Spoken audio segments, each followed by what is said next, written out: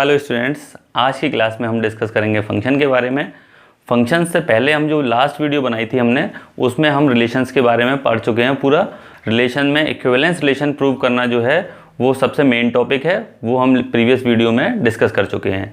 आज की वीडियो भी बहुत ज़्यादा इंपॉर्टेंट है क्योंकि उसमें फंक्शंस के बारे में हम डिस्कस करने जा रहे हैं और वो टॉपिक पढ़ेंगे जो सबसे ज़्यादा एग्जाम में पूछा जाता है।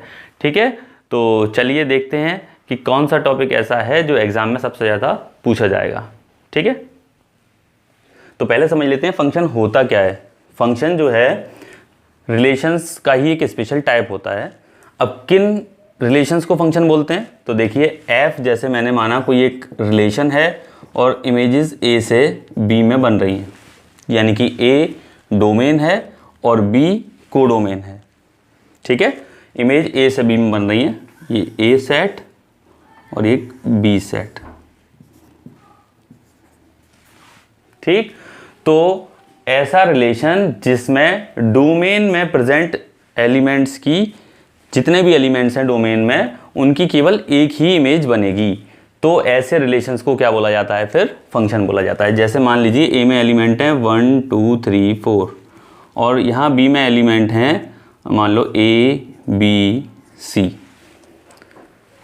अगर 1 की इमेज ए पर, 2 की इमेज बी पर, 3 की इमेज सी पर, और मान लीजिए अगर 4 की इमेज भी सी पर है। ठीक, तो अब यहाँ देखिए हर एक एलिमेंट, ये डोमेन है ए के अंदर सारे एलिमेंट की कोई ना कोई इमेज है बी में, कोडोमेन में। ठीक है, 1 की इमेज ए पर, 2 की इमेज बी पर बनी हुई है और 3 की इमेज सी पर बनी हुई है और 4 की इमेज भी सी पर बनी हुई है। इसका मतलब ये हुआ कि डोमेन में प्रेजेंट हर एक एलिमेंट की कोडोमेन में कोई ना कोई एक इमेज है। सेपरेट एक इमेज होनी चाहिए, यानी कि देखो 1 की इमेज ए पर बनी तो 1 ए, 2 बी, 3 सी और 4 सी, ये एफ के अंदर आएंगे। ठीक है, तो ये जो एफ है वो क्या हो गया, एक फंक्शन हो गया, क्योंकि इसमें सारे एलिमेंट की कोई ना कोई एक इमेज बन रही है। ठीक है, कोई भी एक एलिमेंट ऐसा नहीं होगा जिसकी एक से ज़्यादा इमेज हो। जैसे मान लो बाई चांस यहाँ पर 4 की इमेज ऐसे ना बनाते हुए मैंने कर दिया, यहाँ एलिमेंट 4 भी नहीं है, जैसे यहाँ एक डी और एक्स्ट्रा दिया, 3 की इमेज डी पर बनी हुई है। ठीक है, अब देखिए ये रिलेशन तो है। अब देखिए 1 की इमेज ए पर बनी हुई है, 2 की बी पर बनी हुई है, 3 की इमेज अब दो हो गई, 3 की इमेज सी पर भी है और 3 की इमेज डी पर भी है। तो अब इस कंडीशन में ये जो रिलेशन है वो फंक्शन नहीं होगा। क्यों? क्योंकि एक एलिमेंट की एक से ज़्यादा इमेज हो गई। ठीक है, मैंने अब क्लियरली आपको समझा दिया कि हर एक एलिमेंट की केवल एक ही इमेज होनी चाहिए। अगर एक एलिमेंट की एक से ज़्यादा इमेज हो गई तो फिर वो रिलेशन जो है वो फंक्शन नहीं होगा। ठीक है, क्लियर? अब ये बात करते हैं डोमेन, कोडोमेन और रेंज। ये क्या चीज़ है? डोमेन पहले भी डिस्कस कर चुके हैं हम 11th क्लास में।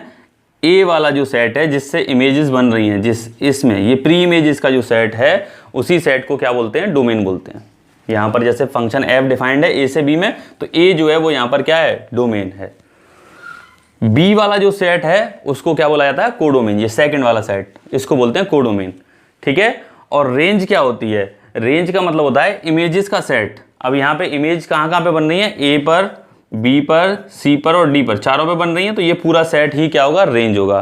बाई चांस जैसे ये इमेज 3 की केवल सी पे बन रही होती,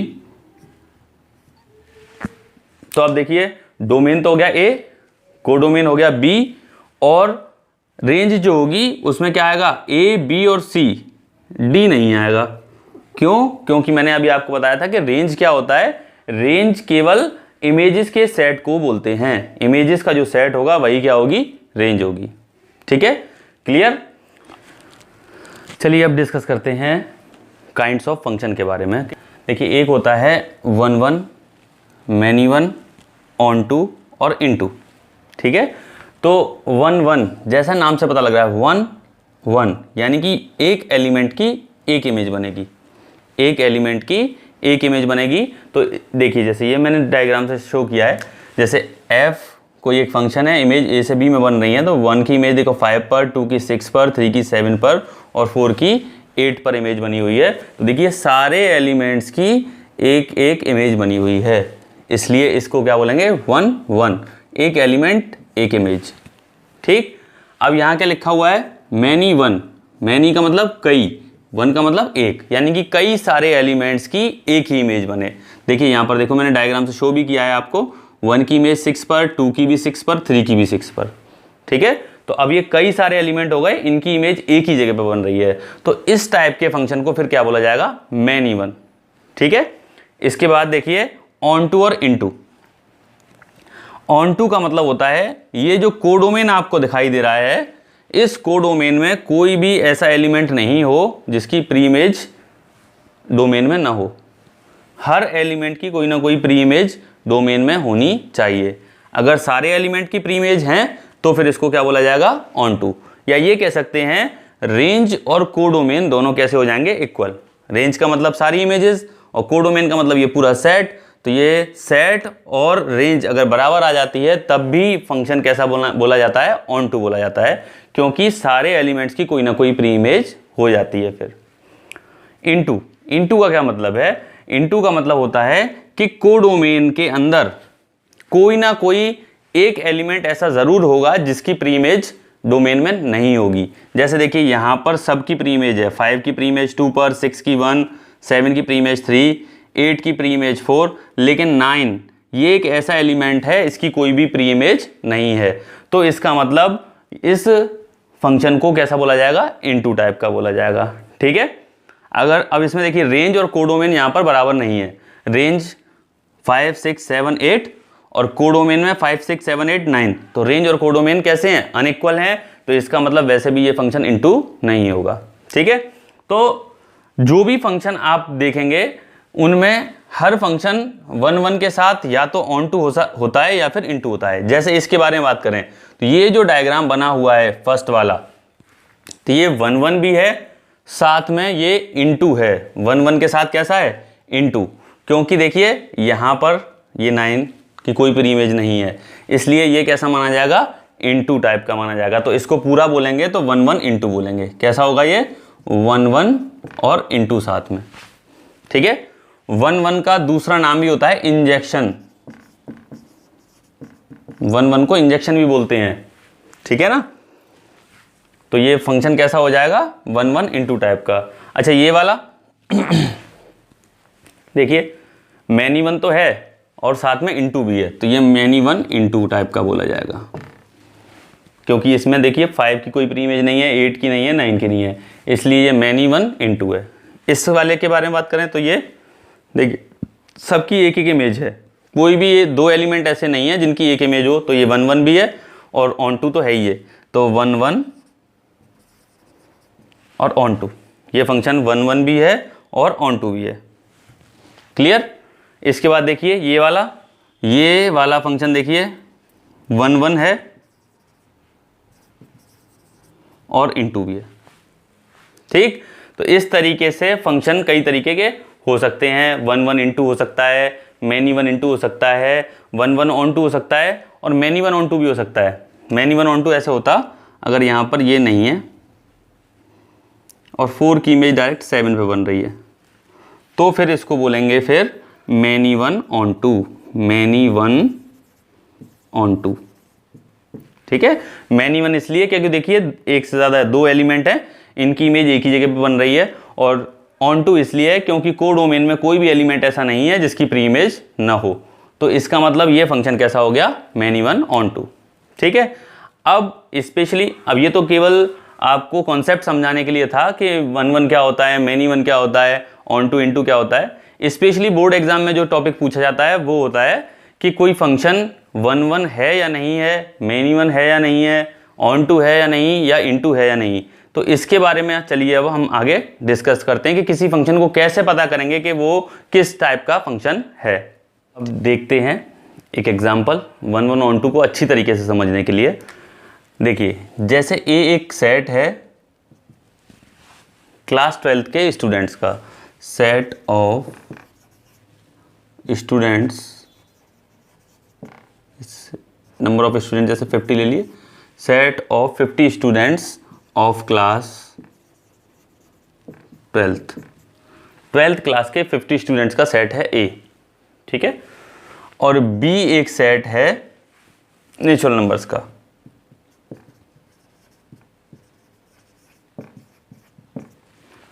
बी सेट है नेचुरल नंबर्स का। एफ फंक्शन जो डिफाइन है वो इस तरीके से है कि F X is equal to roll number of student X, यानी कि एफ एक्स का मतलब है जो एक्स स्टूडेंट होगा, मतलब कोई सा भी एक स्टूडेंट होगा उसका रोल नंबर, ठीक। तो आप देखिए रोल नंबर क्लास में किस तरीके से होते हैं, इस साइड तो ए सेट हो गया और ये साइड बी सेट हो गया, या बी नाम देना चाहो यार, नेचुरल नंबर का सेट है तो उसको एन से भी शो कर सकते हैं, यहाँ एन भी लिख सकते हैं, ठीक है।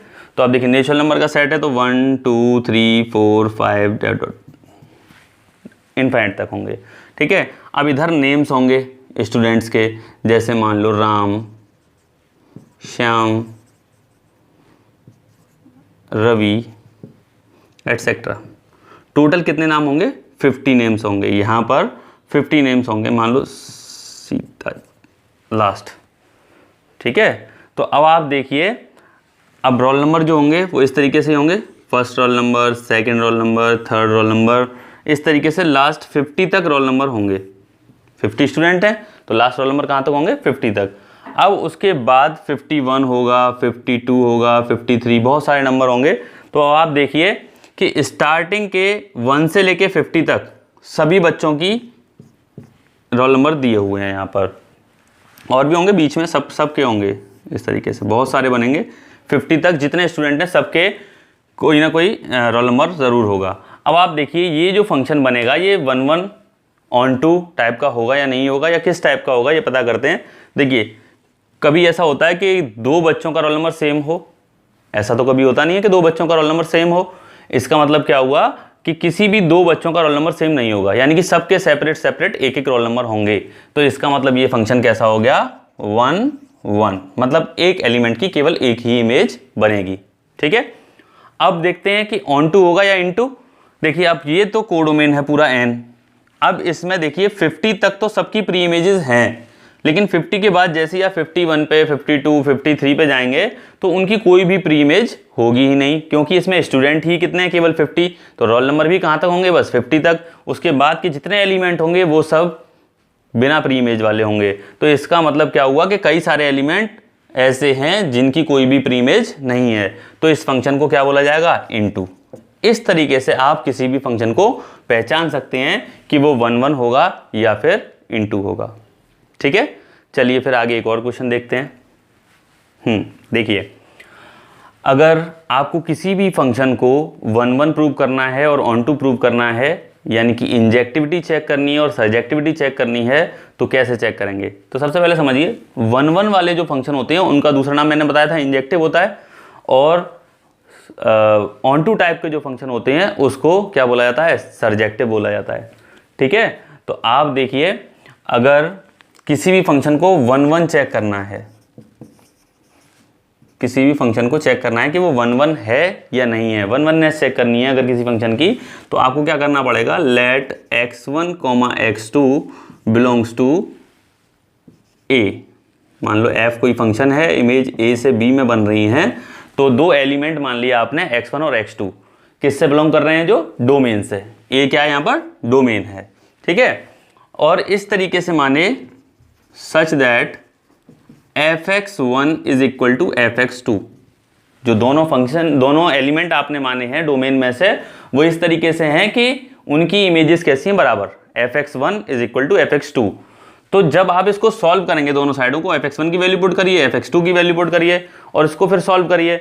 सॉल्व करके अगर x1 इक्वल टू x2 आ जाता है तो इसका मतलब यह हुआ कि दोनों इमेज अगर बराबर हैं तो एलिमेंट भी बराबर आ रहे हैं, यानी कि अगर 2 इमेज इक्वल हैं तो वो सेम एलिमेंट है, x1 इक्वल टू x2, यानी कि 2 डिफरेंट इमेजेस नहीं है, वो दोनों एक ही इमेज हैं तो एलिमेंट भी एक ही है, ठीक है। अगर x1 does not equal to x2 आता है तो इसका मतलब ये हो जाता है कि इमेज तो इक्वल है लेकिन एलिमेंट इक्वल नहीं है, यानी कि अलग अलग हैं। अगर अलग अलग एलिमेंट की इमेज इक्वल हो गई तो इसका मतलब वो मैन इवन हो जाएगा।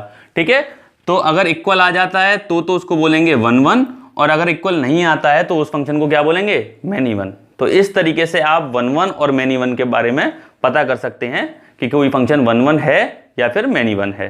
ठीक है, उसके बाद ऑन टू चेक करना। इस कॉन्सेप्ट को समझिए, फिर मैं एक एग्जांपल दूंगा, उससे आपको पूरा क्वेश्चन अच्छे से समझ में आ जाएगा, पूरा कॉन्सेप्ट भी समझ में आ जाएगा। देखिए, ऑन टू चेक करने के लिए क्या करते हैं, let y belongs to b, यानी कि कोडोमेन। y एक एलिमेंट मानते हैं कोडोमेन में से, सच दैट, इस तरीके से कि y is equal to fx, मतलब जो एलिमेंट है वो रेंज के यानी कि इमेज के बराबर है। y इज इक्वल टू क्या मान लिया आपने, fx मान लिया। ठीक है, अब y इक्वल टू यहां पर fx की जो वैल्यू होगी वो पुट की जाएगी, जो भी fx की वैल्यू दी हुई हो वो पुट करके आपको कैलकुलेशन करके x की वैल्यू निकाल के लानी है। y इक्वल टू यहां fx की जो भी वैल्यू दी जाए वो रख दी जाएगी, और fx की वैल्यू पुट करने के बाद सॉल्व करेंगे उसको और x की वैल्यू फाइंड कर लेंगे। अब जो x निकल के आया है वो बिलोंग करना चाहिए किससे, डोमेन से, यानी कि यहां a डोमेन है तो a से बिलोंग करेगा। x डोमेन से बिलोंग कर रहा है, इसका मतलब ये प्रूव हो जाएगा कि जो रेंज यानी कि एलिमेंट हैं कोडोमेन के अंदर उसकी प्री इमेज है, जितने भी एलिमेंट हैं उनकी प्री इमेज हैं।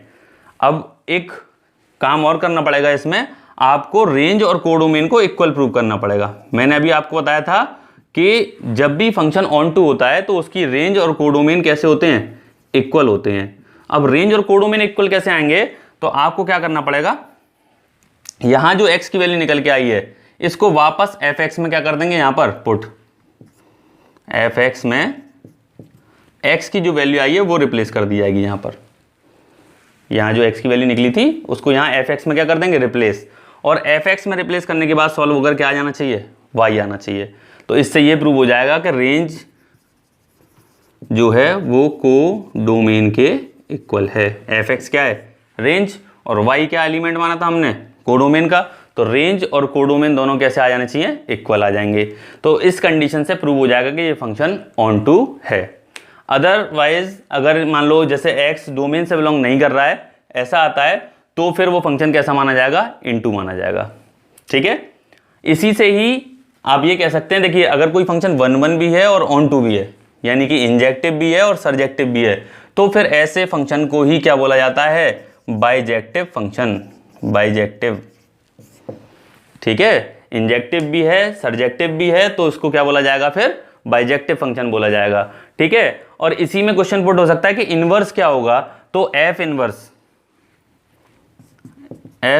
y is equal to X, F X equal to Y है, तो यहां से x इक्वल टू क्या हो जाएगा, एफ इनवर्स y। तो x की जो वैल्यू निकल के आई थी यहां पर, वही क्या होगा, एफ इनवर्स y होगा। ठीक है, इस तरीके से आप एफ इनवर्स निकाल के ला सकते हैं। तो अब इसमें क्वेश्चन जो भी बोर्ड एग्जाम में लास्ट सेशंस में पूछे गए हैं वो बाइजेक्टिव प्रूव करना या इनवर्स निकालने के बारे में ही पूछे गए हैं, और लगभग हर साल कोई ना कोई क्वेश्चन इसमें से पूछा जाता है, 6 मार्क्स में या फिर 4 मार्क्स में। ठीक है, तो एक एग्जाम्पल बहुत अच्छा सा लेते हैं जो पहले बोर्ड एग्जाम में कई बार पूछा जा चुका है, फिर उसके हेल्प से मैं आपको पूरा क्वेश्चन का तरीका अच्छे से समझा दूंगा। स्टेप्स पूरे लिखने हैं आपको, ठीक है, जैसे समझाए जाएं। देखिए ये क्वेश्चन है, f एक फंक्शन है, इमेजेस r-3 यानी कि रियल नंबर्स में से 3 को हटा दिया गया है, इससे इमेजेस बन रही हैं r-1 में। ये डोमेन है इसका रियल नंबर्स -3 और ये कोडोमेन है रियल नंबर्स -1। ठीक है, और given by fx is equal to x-2 upon x-3, यानी कि ये फंक्शन दिया हुआ है आपको। अब आपको चेक करना है कि ये बाइजेक्टिव फंक्शन है या नहीं। तो सबसे पहले चेक करते हैं इसकी इंजेक्टिविटी, चेक करते हैं या वन वननेस चेक करते हैं इसकी। तो सबसे पहले मैंने क्या बताया था आपको कि 2 एलिमेंट मान लीजिए, late x1, x2 belongs to domain, यानी कि r-3 लिख सकते हैं, या डोमेन का नाम अगर आप a और b देना चाहते हैं तो a और b भी दे सकते हैं अलग अलग, तो a लिख दीजिए, कोई प्रॉब्लम नहीं है। ठीक है, तो आपने x1 x2 2 एलिमेंट मान लिए डोमेन से, सच दैट इस तरीके से होने चाहिए कि fx1 इज इक्वल टू क्या होगा, fx2। fx1 किसके बराबर है, fx2 के बराबर है। चलिए देखते हैं, fx1 की वैल्यू पुट करिए, यहाँ x की जगह पर x1 रिप्लेस कर दो पूरे में, x1 माइनस 2 और x1 minus 3 same equal to क्या है, fx2, तो x की जगह पर x2 रिप्लेस करिए, x2 minus 2 upon x2 minus 3। Clear, समझ में आया। जहां x1 था वहां x1 रिप्लेस किया, जहां x2 था x की जगह पर x2 रिप्लेस कर दिया। ठीक है, अब इसको सॉल्व करिए, क्रॉस मल्टीप्लाई कर दिया, सिंप्लीफाई करना है, मल्टीप्लाई होगा तो x1 x2 minus 2x2 minus 3x1 plus 6, ऐसे इसका मल्टीप्लाई होगा तो x1 x2 minus 2x1 minus 3x2 और ये माइनस माइनस प्लस 6 से 6 कैंसिल, x1 x2 से x1 x2 कैंसिल, तो देखिए ये 3x2 इधर आके प्लस का 3x2 हो जाएगा, तो 3x2 में से 2x2 गया तो x2 बचेगा, और ये माइनस का 3x1 उधर जाके प्लस का 3x1 होगा, तो 3 में से 2 गया तो 1x1 बचा। ठीक है, तो क्या आ गया, x2 is equal to x1 और x2 दोनों इक्वल आ गए, यानी कि आप इमेज इक्वल लेके चले थे और सॉल्व होकर एलिमेंट भी कैसे आ गए, इक्वल आ गए। इसका मतलब ये हुआ कि ये फंक्शन कैसा है, इंजेक्टिव है, यानी कि सो इट इज इंजेक्टिव या फिर 1-1। ये फंक्शन कैसा हो गया, 1-1 टाइप का। ठीक है, इंजेक्टिविटी चेक करना समझ में आया। ठीक है, अब देखते हैं इसकी सर्जेक्टिविटी चेक करते हैं। देखिए सर्जेक्टिविटी कैसे चेक करते हैं, मैंने आपको क्या तरीका बताया था, let y belongs to codomain, b जो है वो यहां पर क्या है, कोडोमेन है, ये रियल नंबर्स -1।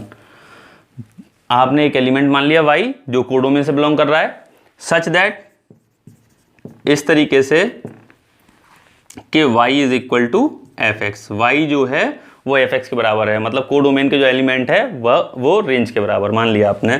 तो देखिए y is equal to fx, solve करिए, y इक्वल टू, मैंने क्या बताया था, fx की वैल्यू पुट करके x निकालते हैं। fx क्या है हमारा, ये रहा x minus 2 upon x minus 3।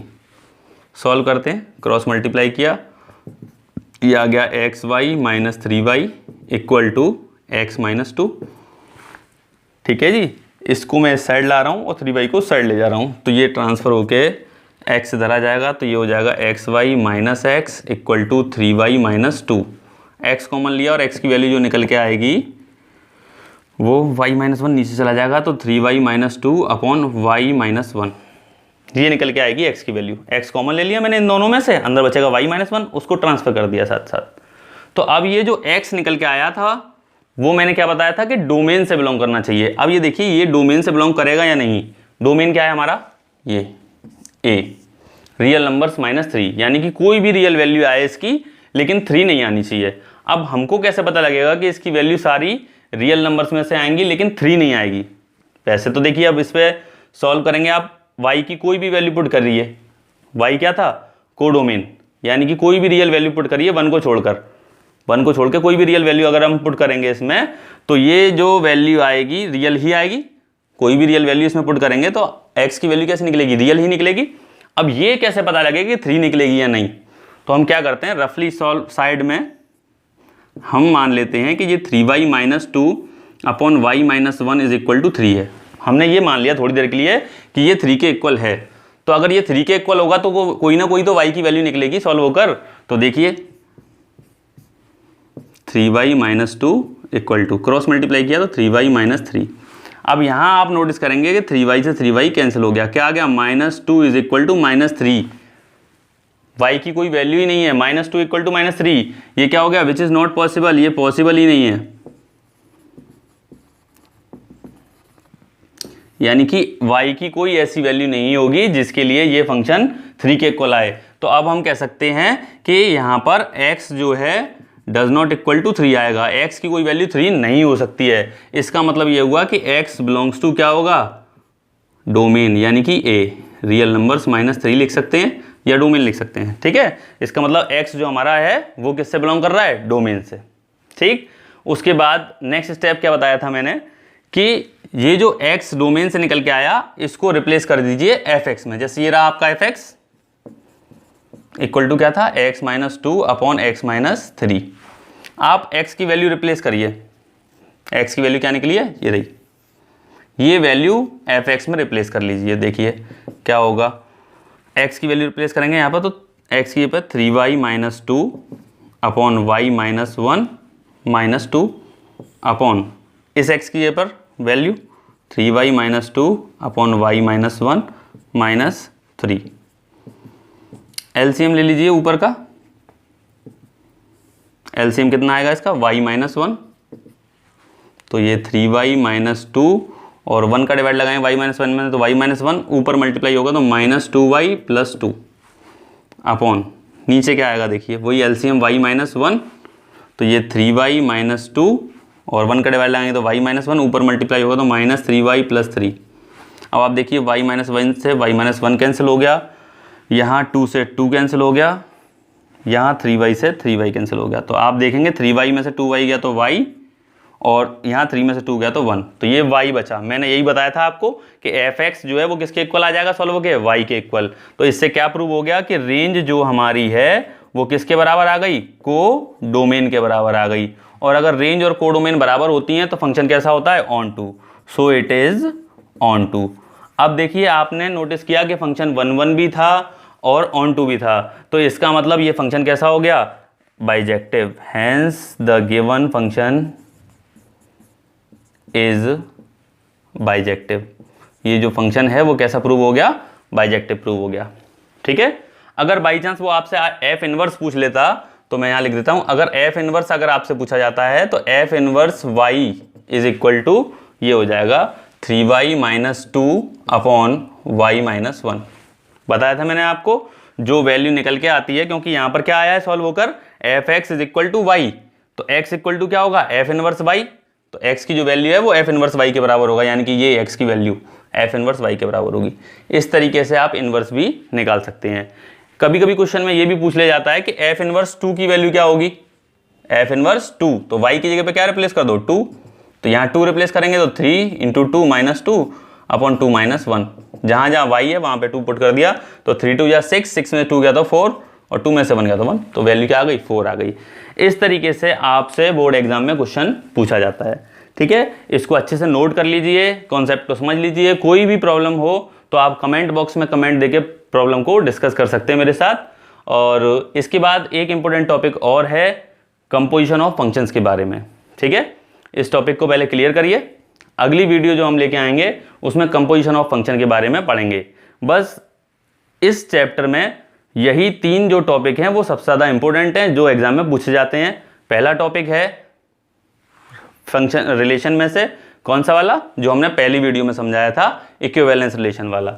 दूसरा ये जो पार्ट है 1 1 ऑन टू प्रूव करना या बाइजेक्टिव प्रूव करना और इनवर्स निकालना। और तीसरा टॉपिक है कंपोजिशन ऑफ फंक्शन के बारे में। ठीक है, जिसको हम नेक्स्ट वीडियो में डिस्कस करेंगे। ठीक है, थैंक यू सो मच। कोशिश करिए कि ज़्यादा से ज़्यादा लोग मेरे चैनल से जुड़ें, मुझसे जुड़ें। मैं आपकी प्रॉब्लम्स को सॉल्व करता रहूँगा आगे भी, और आपके लिए नई नई अच्छी वीडियो लाता रहूँगा, जिससे आपको पढ़ाई में कोई भी डिस्टर्बेंस ना हो। ठीक है, थैंक यू सो मच।